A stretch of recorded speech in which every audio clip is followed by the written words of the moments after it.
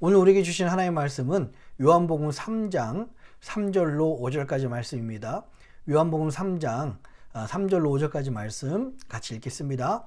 예수께서 대답하여 가라사대 진실로 진실로 내게 이르노니 사람이 거듭나지 아니하면 하나님 나라를 볼 수 없느니라.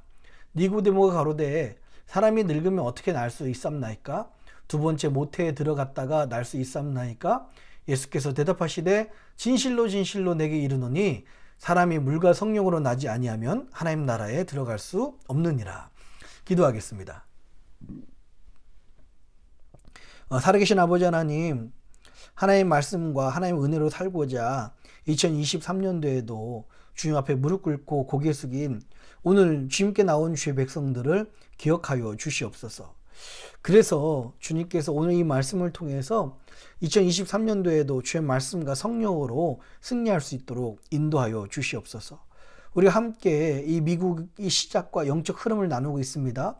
하나님 이 말씀과 이것을 공부하면서 우리가 어떻게 이런 믿음을 갖게 되었는지, 또 앞으로 하나님께서 어떤 일들을 우리 가운데 행하실 것인지를 기대하며 준비하는 시간 되게 하여 주시옵소서.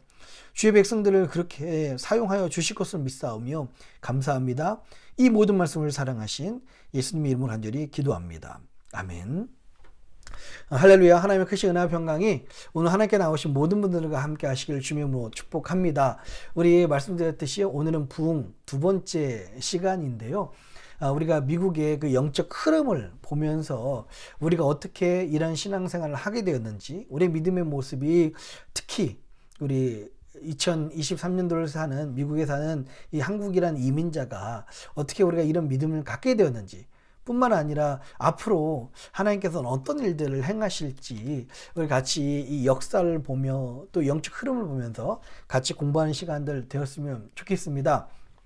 자, 우리 지난 시간에 이 미국이란 나라가 비록 영국의 식민지였지만 1607년에 시작되었다라고 말씀을 드렸습니다.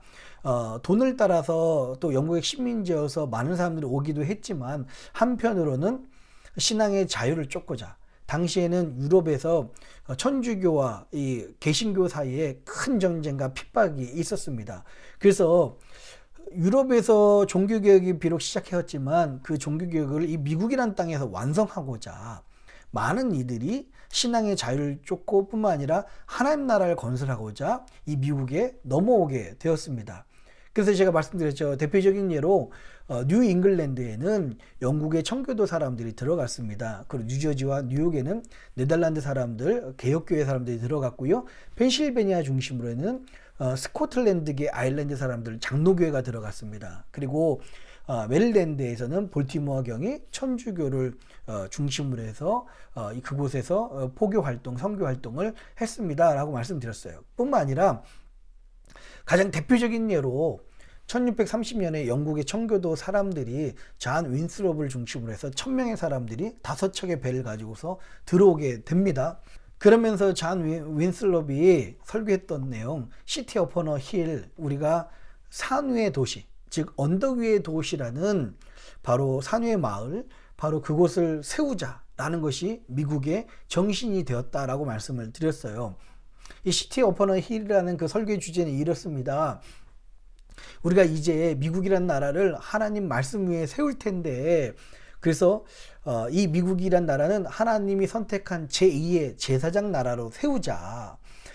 언덕 위에 세워두셔서 그 세계 위에 이 미국이라는 나라를 세워두셔서 하나님 말씀 우리가 지킬 때 하나님께서는 이 미국이라는 나라에 복을 주시고 그 미국이라는 나라에 복을 주신 걸 세계 사람들이 다 보게 될 것이다. 그래서 그들은 하나님의 살아계신 것과 하나님이 미국을 통해서 역사하신 것을 인정할 수밖에 없게 될 것이다. 즉 하나님의 나라인 미국을 세우자라는 것으로 이 미국이라는 나라가 시작을 했습니다.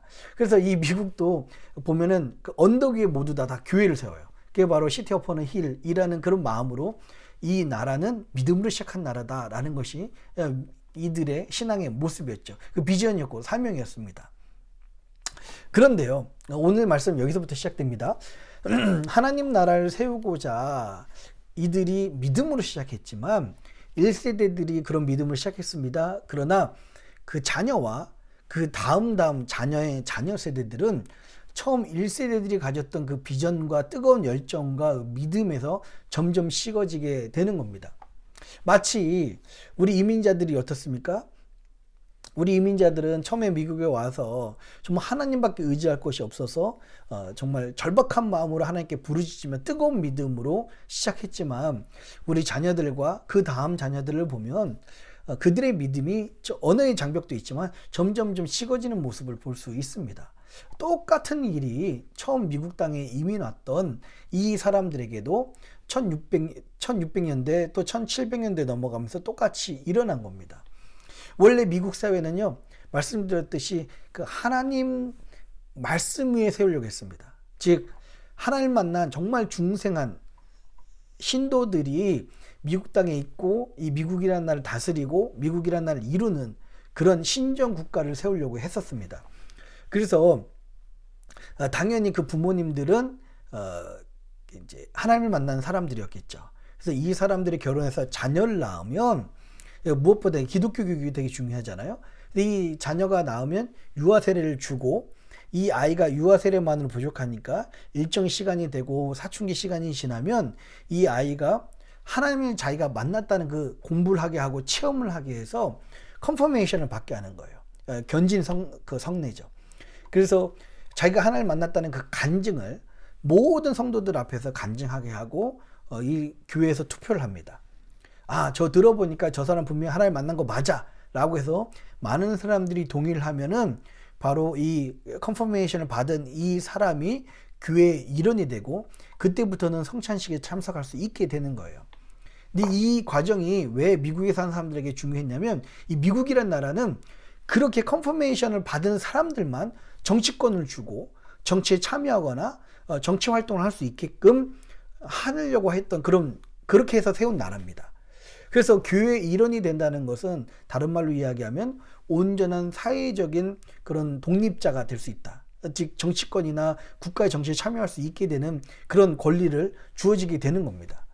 이렇게 그들은 처음부터 이 미국이라는 나라를 하나님 말씀 위에 세운 나라, 중생한 성도들이 시작한 나라라고 세우려고 했었는데요.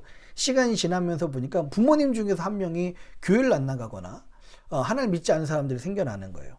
둘 다 하나님을 믿어야 이 유아 세례를 주는데 이 한쪽이 하나님 믿지 않고 한 어머니만 믿거나 아버지가 교회를 다니고 한쪽이 불신자니까 세례를 제대로 줄 수가 없었습니다. 그래서 반쪽만 세례를 준다든지 뭐 이런 이야기들도 있었어요. 뿐만 아니라 이 자녀들이 세례를 비록 받았다 할지라도 나이가 들고 나니까 점점 처음에 신앙에 대해서 무관심하거나 오히려 세상적인 것에 더 관심을 많고 또 타락하고 세속화되는 사람들, 하나님에 대해서 관심 없는 그런 다음 세대들이 나타나기 시작했습니다. 심지어 그때 크리스찬들만 미국에 온 게 아니라 돈을 벌기 위해서 미국에 왔던 많은 사람들에게 세상 문화와 향락 문화 이런 것들이 젊은 사람들에게 들어갔어요.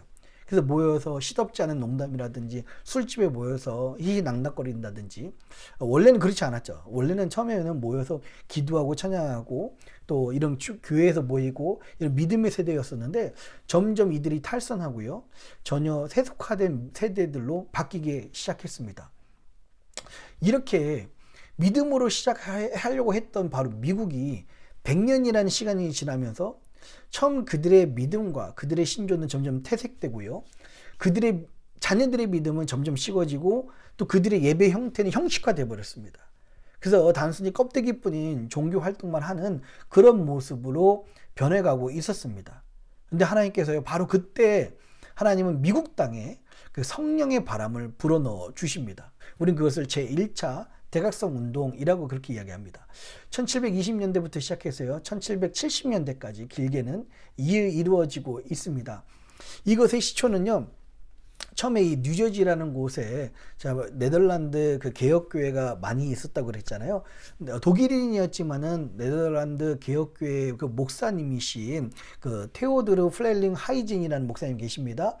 그분이 이제 영국에 네덜란드에서 넘어와서 미국에서 사역을 하려고 교회를 딱 갔습니다. 근데 이것은 처음 믿음으로 시작한다는 그 미국 땅에서 교회에 가봤는데 이거는 전혀 미국의 모습이, 믿음의 모습이 아니었습니다. 형식뿐인 그런 예배만 남았고 껍데기뿐인 그런 신앙생활을 하고 있는 거예요. 그래서 이 플레링 하이젠이라는 이 목사님이 그렇게 하면은 절대 천국에 못 갑니다. 그렇게 하면 지옥 갑니다. 그런 형식적인 종교 생활은 결코 구원받을 수 없습니다. 그렇게 막 질타하고 회개하라고 하니까는 처음에는 교인들과 많은 갈등이 있었어요. 그리고 이 목사님이 쫓겨나기 직전까지 갔습니다. 그런데요, 결국에는 성령님이 그들의 마음을 움직이시기 시작하고요, 그 교회 안에서 점점 그 목사님의 말씀을 통해서 회개하는 역사들이 한 명, 두 명 생겨납니다. 바로 이 플레링 하이젠 목사님을 통해서 미국의 그 영적인 부흥 운동이 불이 지펴지기 시작하는 거예요. 바로 그때 또 한편에서는요, 스코틀랜드 아일랜드 사람들이 바로 그 펜실베니아 쪽 그 장로계 사람이라고 이야기를 했잖아요. 그 중에서 길버트 테넌트라는 아주 유명한 목사님이 계셨습니다. 이분의 아버지가 윌리엄 테넌트인데요. 나중에 말씀드릴 겁니다. 이 젊은 목사님이 부흥 운동을 일으킵니다. 이분은요, 정말 여러 곳에서 아주 뛰어나게 공부를 하셨던 분이신데요. 목회를 해도 어떤 역사가 일어나지 않았어요. 그러다가 본인이 하나님을 만나고 나니까 깨달았습니다. 가장 위험한 것은 하나님을 만나지 않는 성도가 아니라 하나님을 만나지 못하고 목회하는 목사들이구나, 목회자들이구나 라는 것을 깨닫고서 이분이 했던 설교가 회심하지 않은 목사직의 위험성이라는 그런 설교를 해서 그 당시에 그 주변 사람들에게 엄청난 부흥의 그런 성령의 운동을 일으킵니다. 이 설교는 사실 많은 목사님들에게 질타를 받기도 했죠.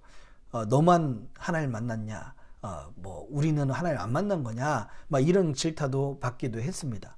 그리고 마지막으로 미국 제1차 대각성 운동을 일으켰던 그 대장이죠. 미국이 낳은 가장 큰 부흥사라고도 그렇게 이야기하는데요. 조나단 에드워드 목사님이 계셨습니다.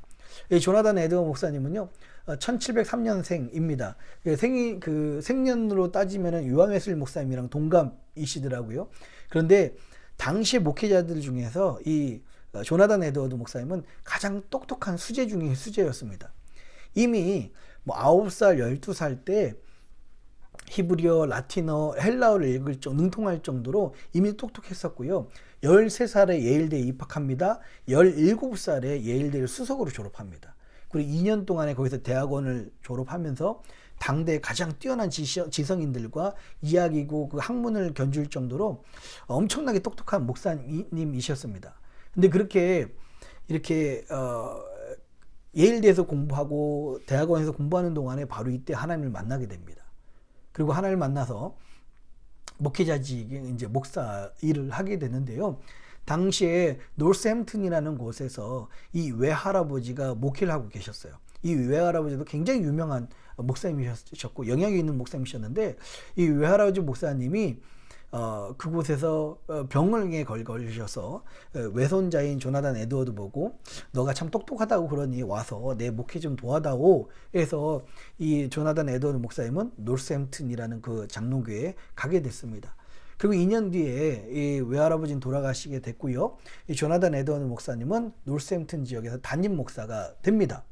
근데 처음에 가서 이제 목회를 하려고 그러는데 조나단 에드워드 목사님이 목회하려고 하니까 이 노스햄튼 지역에 젊은이들이 너무 타락해 있는 거예요. 밤마다 술집에 모이거나 아니면 다른 곳에 모여서 세상적인 모습으로 놀고 희희낙낙거리고 세상적인 농담이나 하고 있는 그런 모습을 보면서 이 조나단 에드워드 목사님은 충격을 받습니다. 그런데 그들에게 회개해라, 천국 가려면 그러면 안 된다, 지옥 간다, 이런 설교를 했는데 그들은 처음에는 그 조나단 에드워드 목사님의 설교를 시큰둥하게 듣죠. 반응하지 않았습니다. 근데 그때 바로 노스햄튼이라는 그 지역에서 예기치 않은 일이 일어납니다. 젊은 남녀가 갑자기 죽게 된 거예요. 젊은이들 가운데 각성이 일어납니다. 야, 우리도 이렇게 살다가 죽음이 언제 일어날지 모르는데 이렇게 살다가 죽으면 저 목사님이 이야기한 것처럼 우리도 지옥 갈 수밖에 없나? 이렇게 신앙생활 적당히 하고 형식적으로 신앙생활을 하면은 나도 지옥 가는 거 아니야? 이렇게 젊은이들 사이에도 대각성이 일어나고 결국에는 1733년 12월 겨울에 조나단 에드워드 목사님은 설교를 할 때 성령의 역사가 그때부터 일어나기 시작합니다. 그래서 그 부흥의 역사가 거의 한 1년 반 정도 진행이 되는데요. 이 일을 계기로 해서 그 지역에 엄청난 성령 운동이 일어나고 부흥이 일어납니다. 회개의 역사가 막 일어나는 거예요. 노스햄튼 지역에서 한 200가구 정도 되는 그런 도시였다고 해요. 그 당시에는 큰 도시였겠죠. 그 중에서 성인들이 한 620명, 650명 정도 되는데요. 그 어른들만 620명이 드리는 예배당이었다고 합니다. 예, 그래서 노스햄튼 지역에 조나단 에드워드 그 목사님 통해서 그 지역이 전부 다 복음화된 겁니다. 하나님을 믿는 역사가 일어났어요. 기록에 따르면 예전에는 마을 사람들이 모여서 차나 마시면서 누구 헌담만 했던 그런 모습이었는데 이 부흥운동이 일고 나고 모두 다 성령을 체험하고 난 다음부터는 모이면 찬양하고 기도하고 또 하나님 간증 나누고 세상적인 일 하려고 하면은 빨리 끝나고 의무적으로 하고 지내고 같이 모여서 하나님의 이야기하고 그 은혜를 나누는 그런 분위기가 완전히 바뀌는 역사들이 있었다라고 그렇게 이야기를 하고 있습니다. 조나단 에드워드 목사님이 그 설교를 하는데요. 이건 뭐 조지 휘필드 목사님이 설교할 때랑 똑같습니다. 그때 설교를 할 때 그 자신의 죄를 회개하느라고 막 탄성을 지르고 뭐 우는 사람 때문에 이 조나단 에드워드 목사님의 설교가 들리지 않을 정도였대요. 그 어떤 사람은요, 회개하느라고 마치 맞은 것처럼 뻥뻥 나가 떨어지면서 입신하고 또 하나님을 만난 놀란 역사들이 일어났다라고 기록에 나와 있습니다. 이 일들이 계속 일어나니까 주변에까지 소문이 되죠. 주변 마을에 있던 사람들이 설마 긴가민가하고 아니면은 그것을 광신자들이다 그렇게 비판하기 위해서 찾아왔던 사람들, 수예배 참석하고요, 주일 예배에 줄 서서 참석을 했는데 그 사람들이 그렇게 참여했던 바로 그 예배 가운데 그 사람들이 성령님을 만나고 하나님을 만난 겁니다. 그래서 이 사람들이 또 부흥의 불길을 가지고서 그 마을로 가요. 그래서 그 마을도 점점 부흥의 은혜, 그 성령의 역사가 막 퍼지기 시작해서 그 지역이 하나님을 만난 놀라운 역사들이 막 일어난 것입니다. 이렇게 이게 미국 제1차 대각성 운동의 시초였습니다. 그런데요, 이렇게 미국에서 각 지역별로 일어났던 산발적으로 일어났던 그런 부흥 운동을 미국 전역에 그 부흥의 불길을 옮기는 사람이 있었습니다. 그 사람이 바로 영국에서 온 조지 휘필드라는 사람입니다. 제가 이 조지 휘필드라는 사람에 대해서 잠시 말씀을 드릴게요. 이분에 대해서 설명을 드리자면 이분은 원래는 유복한 가정에서 태어났지만 태어난 지 2년 만에 아버지가 돌아가시는 바람에 가난한 여인숙의 아들로 여인숙을 운영하시는 그 어머니의 아들로 자라게 됩니다. 이에게는 꿈이 있었어요. 영국 배우가 되는 그런 꿈이었습니다. 그러다가 이 사람도 나름 똑똑해서 근로장학생으로 옥스포드에 이제 들어가게 되는 것이죠. 근데 이 옥스포드에 들어갔을 때 옥스포드 들어가기 전부터 이 조지 휘필드에겐 꿈이 있었습니다. 거기에 가면 정말 동경하고 꿈에 그리던 그 유명한 감리교의 창시자죠. 존 웨슬리와 찰스 웨슬리가 만든 홀리클럽이라는 곳에 들어가서 나도 그들과 함께 신앙생활을 하고 싶다. 영적인 훈련을 하고 싶다라는 그런 마음의 소원이 있었습니다. 그래서 끝내는 옥스포드에 들어가서 존 웨슬리 목사님과 찰스 웨슬리 목사님과 함께 경건 생활을 하고 그들에게 많이 배우고 그들로부터 많은 영향을 받았습니다. 참고로 조지 휘필드가 미국에 가게 된 계기가 당시에 1736년에 미국의 선교사로 사역하고 있었던 존 웨슬리의 편지에 의해서 너 와서 나 좀 도와다오 라고 하는 그 편지를 받고서 내가 미국을 가야 되겠다 라는 결심까지 할 정도로 큰 영향을 주고받고 평생 스승과 사제간 또 친구로도 같이 지내게 됐죠. 1738년에 조지 휘필드는 미국에 들어가게 됩니다. 거기서도 조지아에서 말씀을 전하는데요. 참 엄청난 역사들이 일어나죠. 22살이란 나이인데도 목사님이셨습니다. 설교를 하는데 많은 이들이 하나님께 돌아온 역사들이 막 일어났습니다. 그렇게 해서 잠시 있다가 영국으로 돌아왔는데 당시에 그 영국 지역은 교구 중심제였어요. 그게 무슨 말이냐면 이 성공회는 한 지역이 있으면 그 지역에 있는 교회만 다녀야 됩니다. 그래서 다른 지역으로 내가 뭐 뉴브라이튼 사는데 뭐 블레인 쪽에 있는 교회 가고 싶다 해서 다닐 수가 없었습니다. 뉴브라이튼 사는 사람들은 뉴브라이튼에 있는 교회만 다녀야 되는 교구 중심의 그런 성공의 그런 제도였었는데, 조지 힐필드 목사님의 설교가 워낙 유명하고 너무 파워풀하니까 많은 사람들이 이분의 설교를 듣고자 모였습니다. 그랬더니 그 교구 목사님들이 시샘하는 거죠. 그리고 자꾸 자기의 성도가 뺏기니까 이거는 이단이다, 이교도다, 이건 열광주의다, 그렇게 소문을 내기 시작합니다. 그래서 결국엔 더 이상 조지 힐필드 목사님은 교회 안에서 설교할 수 없으니까 브리스톨이라는 그 영국 지역에서 킹스우드라는 그런 구역이 있는데요, 그곳에서 퇴근하고 있는 그런 광부들에게 설교를 하기 시작합니다. 야외에서 설교하는 거죠. 당시 야외 설교는 이단들이나 하는 아주 상상할 수 없는 그런 일이었습니다. 그런데 바로 그 지역에서 200명의 광부들에게 설교를 하기 시작하고, 다음 날엔 1000명이 모이고요, 그 다음 날에는 10,000명이 모일 정도로 엄청난 성령의 역사가 그곳 가운데서 일어납니다.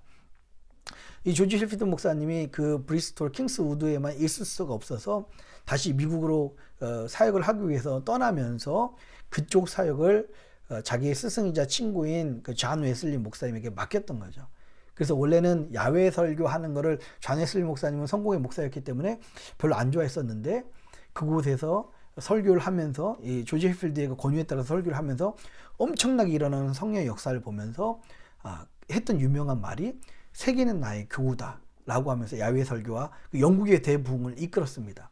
그래서 지금도 감리교의 최초의 채플실과 감리교 시작이 바로 브리스톨에서 시작됐다라고 그렇게 알려져 있습니다. 자, 이렇게 미국으로 넘어온 조지 힐필드는요, 1740년부터 시작해서 설교를 하기 시작해요. 근데 아까 말씀드렸던 그 길버트 테넌트라는 그 목사님의 아버지인 윌리엄 테넌트, 이분이 그 프린스턴 대학을 지은 분이신데요, 그분이 딱 보니까 이 조지 힐필드 목사님이 그 범상치 않거든요. 그래서 이분을 뉴 잉글랜드로 초대하고요, 자기가 있는 동네로 초대하면서 이분의 설교를 전국적으로 같이 듣게 합니다. 그래서 미국 전역에 엄청난 성령의 역사가 일어나요. 조지 힐필드 목사님의 그 부흥회죠, 그 특징이요, 그 다른 지역에 가기 전에 먼저 사람을 보내서 신문사에 연락하고 언제 어느 때 이곳에서 집회가 있습니다 라고 이야기를 해서 그곳에서 부흥회를 준비하는, 지금으로 말하면 대규모 각성운동, 대규모 부흥운동을 그때부터 이제 시작을 하는 거죠. 이 부흥의 물결이 얼마나 대단했던지 당시에는 뉴잉글랜드 사람들이 30만 명 정도 살았다고 합니다. 근데 그 중에서 25만 명이 이 조지 힐필드 목사님의 설교를 듣고 회심했다라고 알려질 정도로 조지 힐필드 목사님의 그 영향력이 대단했습니다. 이런 대각성 운동, 조지 힐필드 목사님은 결국에는 그게 여러 번 여행과 선교 운동을 통해서 설교를 하시다가 마지막에 끝내 일어나지 못하고 돌아가시게 되거든요. 근데 이 대각성 운동의 영향을 받아서 남부 지역, 당시 남부 지역은 특히 버지니아지 않습니까? 버지니아 중심의 그 장로교 사람들이 부흥을 하고요, 또 버지니아, 노스캐롤라이나, 사우스캐롤라이나, 조지아까지 침례교가 부흥을 합니다. 그리고 성공에도 이제 조지아를 중심으로 해서 부흥하게 되는 그런 영적 대각성 운동이 일어나는 거죠. 이 지금까지 미국의 제1차 대각성 운동을 살펴봤는데요, 1차 대각성 운동의 의미가 이렇습니다. 신앙으로 시작했지만 100년을 거치면서 차차 식어졌던 그 믿음의 세대들에게 하나님이 부흥을 부어주신 거예요. 형식적인 종교생활이 아니라 진짜 하나님을 만나야지만 하나님 나라에 들어갈 수 있다는 오늘 이 말씀처럼 그런 역사들이 이 미국 가운데 일어났던 것입니다. 그래서 이 미국에 있는 1차 대각성 운동의 의미는요, 첫 번째, 여러분 당시에는 이 교회가 그냥 유럽에서 있었던 그런 교회들을 그냥 여기로 이식해 온 겁니다. 같은 미국에 있지만 같은 민족으로 생각하지 않았었어요. 다 연합해서 이주해 왔기 때문에 같이 미국에 살지만 다른 나라 출신들이고 다 교단이 다른 그런 개신교였었습니다. 그런데 이 조지 힐필드를 중심으로 한 이 1차 대각성 운동을 통해서 미국이란 나라를 하나로 만드는 그런 민족 정신을 만들었습니다. 비록 개신교 국가였지만 각자 틀린 그런 교단을 갖고 있었지만 조지 힐필드를 통해서 성령님이 역사하시니까 이 미국이란 나라가 하나가 된 거예요. 이것은 나중에 독립운동 1776년에 있었던 독립운동 전에 그 전에 이미 미국을 정신적으로 하나로 만들었던 그 미국의 제1차 대각성 운동이란 그 의미가 있습니다. 그리고 이 1차 대각성 운동의 또 다른 의미는요. 여러분 우리도 생각해 보십시오. 우리 자녀들이 점점 믿음에 이뤄갈 때 또 우리 자녀의 자녀들이 점점 믿음에게서 벗어날 때 참 마음이 많이 힘들 것 같아요. 근데 바로 그때 하나님께서는 이 부흥의 불길을 주신 겁니다. 바로 그것을 통해서 복음적인 부흥운동, 이 부흥회를 일으킨 거죠. 이것은 나중에는 길게 봐서는 1907년에 있었던 평양 대부흥운동의 연결점이 되기도 합니다.